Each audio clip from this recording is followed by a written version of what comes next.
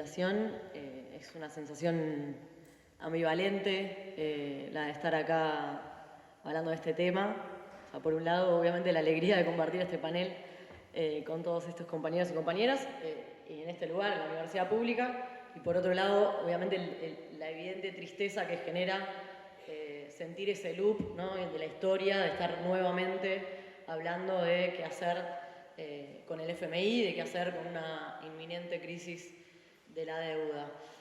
Así que bueno, en ese sentido me parece que, que es clave, es un asunto clave que tenemos que poner arriba de todo de nuestras agendas, que ya urge, como decía Eric, es ahora, es el momento para debatirlo, es el momento para ampliar esta discusión.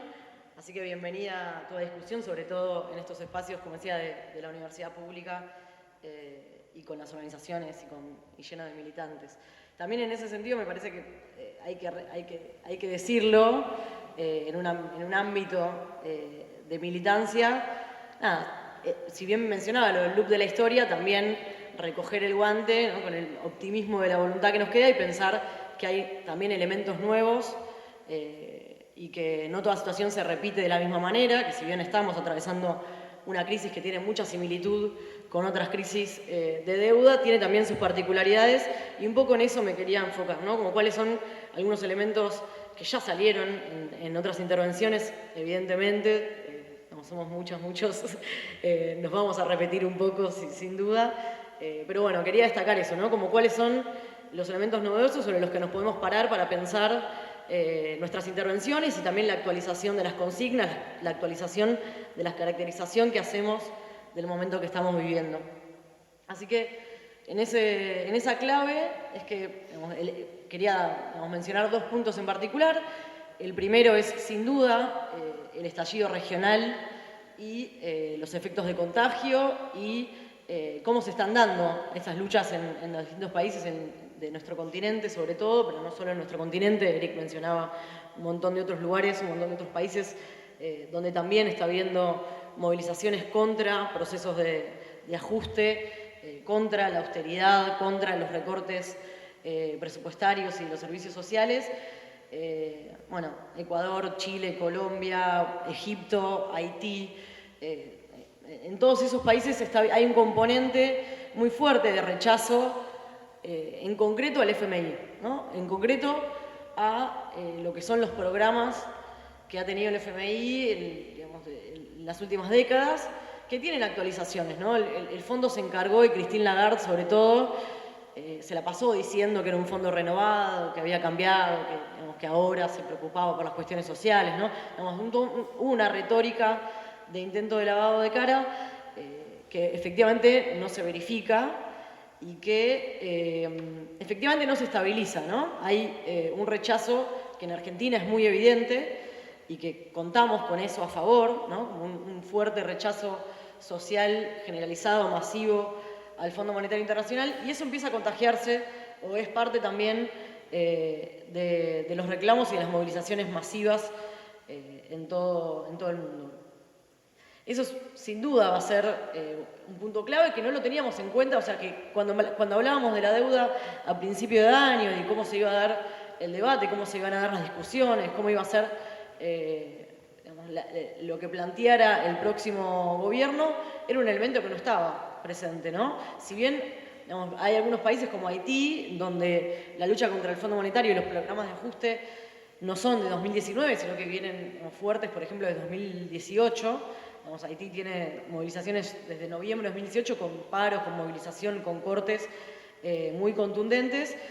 Bueno, lo cierto es que el octubre, la primavera esta de 2019 latinoamericana, si lo podemos llamar así, es un evento muy novedoso para la Argentina, para lo que se abre y para, por supuesto, el proceso de negociación, ¿no?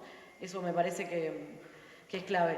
Y ahí, bueno, hoy estaba mirando informes que hace el FMI de los distintos países y encontraba como en Haití hay un informe del mes pasado en el que lo que están tratando de hacer es echarle la culpa al decrecimiento, es decir, a la caída del Producto Bruto Interno que va a tener Haití el año que viene y que la inflación va a superar el 20%, el FMI en sus informes le echa la culpa a las movilizaciones, ¿no? Como muy aleccionador. Digamos, no pareciera que fuese a funcionar ese discurso, digamos, como es muy complicado pensar que puedan estabilizar ese tipo de discursos. O al menos eso es lo que quiero creer. Entonces, bueno, reclamos anti-austeridad en todo el mundo. Y también un elemento a tener en cuenta la hiperconectividad o la cuestión de la simultaneidad de estas protestas. En Chile y Colombia se vio muy claro cómo hubo, digamos, un internacionalismo y un diálogo de las... ¿Qué pasó? ¿Ahí? ¿Estaba muy cerca?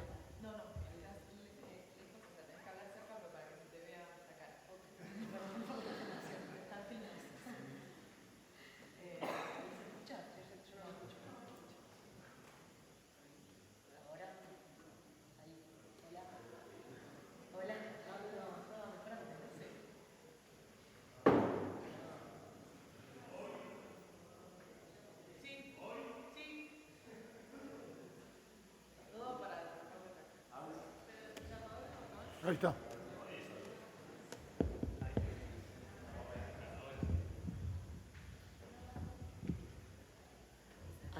Ahí sí. Ah, mira. Bueno, hablaba entonces de la hiperconectividad y este internacionalismo casi espontáneo que surge cuando las consignas son retomadas de manera inmediata a un lado y al otro. Lo vimos en Colombia, con el Colombia despertó, fue como muy elocuente y muy evidente cómo las luchas empiezan a tomar un carácter, de compartir los métodos, las formas, las consignas, etc. Y son consignas muy potentes, también muy elocuentes, que expresan mucho de por qué y de cuál es el hartazgo, ¿no? Yo también pensaba esto de, bueno, hay que sacar la deuda de los espacios de expertos, de los espacios donde, no sé, que solo las economistas puedan hablar de esa deuda, porque es muy claro cómo en las propias luchas, en las propias consignas, hay una caracterización de cuáles son los motivos de las crisis que estamos viviendo. Y en eso, digamos, en Chile y en Colombia, que son también, digamos, dos ejemplos paradigmáticos de buenos alumnos en cuanto a aplicación de los programas del Fondo Monetario Internacional, que son los programas de todas las derechas del mundo, digamos, que se parecen muchísimo, ¿no? Son recetas que se repiten y que tienen bastante poca especificidad. Chile y Colombia son dos de estos, digamos, buenos alumnos que Mauricio Macri se ha cansado de citar como ejemplos a seguir. Digamos, si hoy Argentina puede estar todavía lejos de esas variables, o sea, de los parámetros que caracterizan a Chile y a Colombia, digamos, es porque Mauricio Macri no va a gobernar los próximos 4 años. Sin duda, digamos, los próximos 4 años nos iban a llevar a parecernos cada vez más a Chile y a Colombia en un montón de cuestiones que son las que hoy hacen al estallido. Entonces, ahí hay algo a mirar también. Digamos, ya lo mencionaron también, las deudas de los hogares y el impacto que eso tiene en las crisis actuales de esos dos países. Tanto en Chile como en Colombia hay un proceso muy fuerte de privatizaciones y de saqueo de los servicios públicos. Digamos, casi no existe, o sea, la educación y la salud están completamente privatizadas. Digamos, sabemos bien que, digamos, la mayoría de los hogares, casi el 100% de los hogares en Chile digamos, tiene deudas de largo plazo. Digamos, no son deudas, ya no son solo las deudas de la tarjeta de crédito, sino que son deudas, digamos, de hipotecas muy largas o de deudas para pagar tratamientos de salud súper caros. Y en Colombia es un proceso muy parecido. Digamos, para que nos demos una idea, las protestas, bueno, tanto en Chile como en Colombia, el tema de la educación es central. O sea, hubo un protagonismo muy fuerte. O sea, como sabemos, en Chile comenzaron las estudiantes por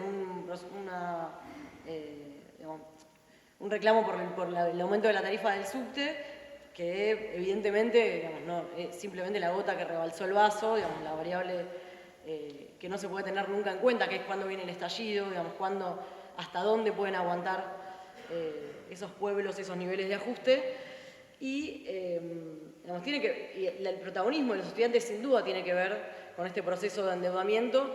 Y cuando dicen nos quitaron tanto que nos quitaron hasta el miedo, digamos, lo que están diciendo es somos la generación que ya no tiene ni promesa de jubilación, que no tiene ni promesa de acceder a una vivienda, que no tiene promesa de hacer una carrera universitaria, digamos, elegida, porque todo está condicionado por ese proceso de endeudamiento.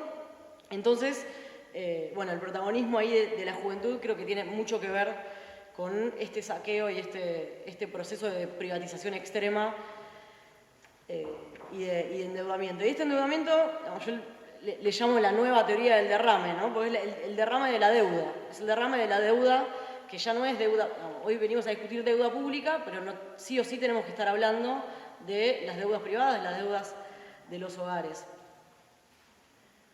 Y en ese sentido, creo que hay algo del feminismo que podemos recuperar para pensar, para actualizar nuestros planteos, para actualizar cómo venimos pensando el tema de la deuda, que tiene que ver con esto, con borrar lo público y lo privado, digamos, borrar la frontera que se estableció entre lo público y lo privado y usar ese tipo de análisis para la deuda, ¿no? Es imposible digamos, entender el problema de la deuda pública hoy sin mirar las condiciones de vida y la precariedad de la vida en concreto. Y bueno, tenemos como peores ejemplos a Chile y a Colombia en este proceso. En Argentina, Argentina todavía está muy atrás en el proceso de endeudamiento de los hogares, el proceso de endeudamiento privado.